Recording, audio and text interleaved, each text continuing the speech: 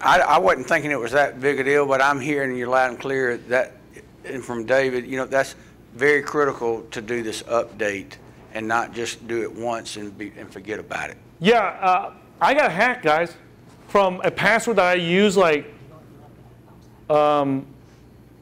back, I don't know, 4, 5, 6, 7 years ago, and I never updated it. I was like, well, nobody's gonna hack this. Because I don't care, it's a bogus website, who cares? But they actually hacked that website and there was nothing there to lose, but they took that password and then hacked into my Skype, and the person that I was talking to on Skype, we lost several Bitcoins. I mean, we lost Bitcoins because of that. Not several Bitcoins, but we lost some Bitcoins because of that. But they used a password that I had used several years ago on a completely different site that had nothing to do with what I was doing. So it can be done, guys. It's the things that we are setting up here, guys, it has happened to us already. Right? We wouldn't be sitting here talking about it if it hadn't happened to us already. I think I got hacked in my Skype. Is that one of the first places they hack people's Skype? Skype. The reason why Skype is a very good place for hackers and is a favorite place for hackers is because you can on the Skype you can see mostly people keep private, like close people on Skype. So it's very easy to reach out to them. Hey Jeff, you mind if I borrow a couple of Bitcoins from you? Can you send that over here, right?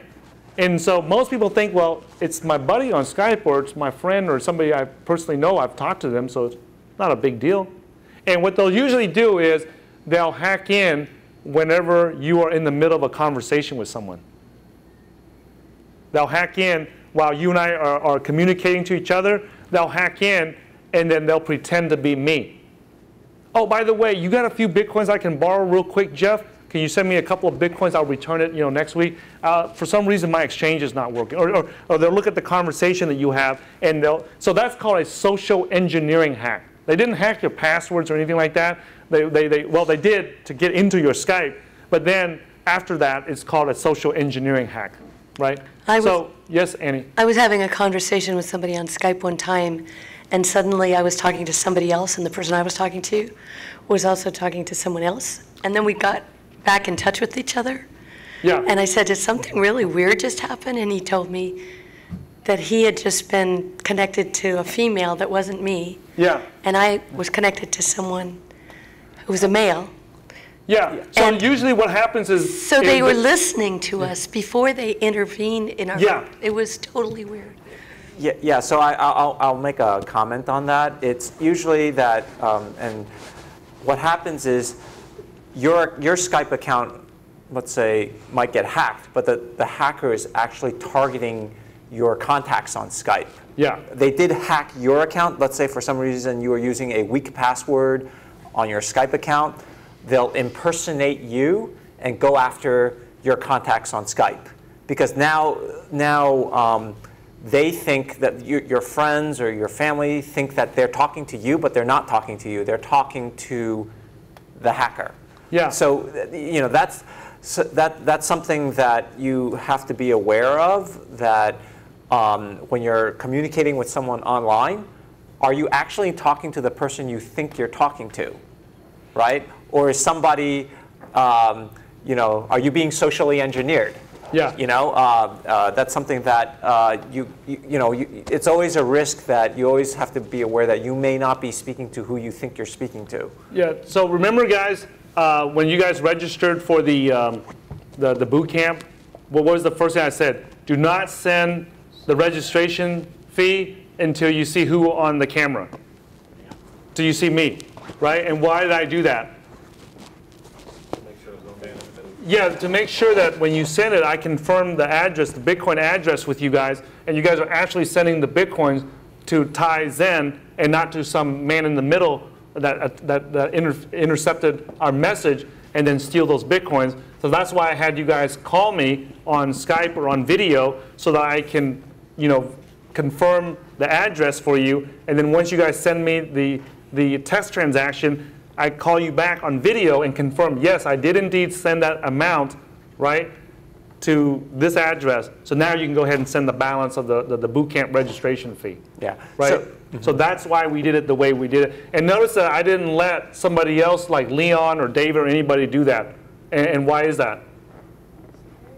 Yeah, because we know that in our company, we keep it so that there's only one failure point, like one contact, so that in case anybody says something, if Leon or David get a message from someone saying that, hey, you know, I just sent you guys those Bitcoins and blah, blah, they know right away that's not true. Why is that? Yeah, because it only comes through me, right? It only comes through me, so we do that for security reasons, okay? Yeah, and I'll make a comment that, you know, people talk about hacking computers. You know, you always hear about how computers are hacked. In reality, people are much easier to hack than computers.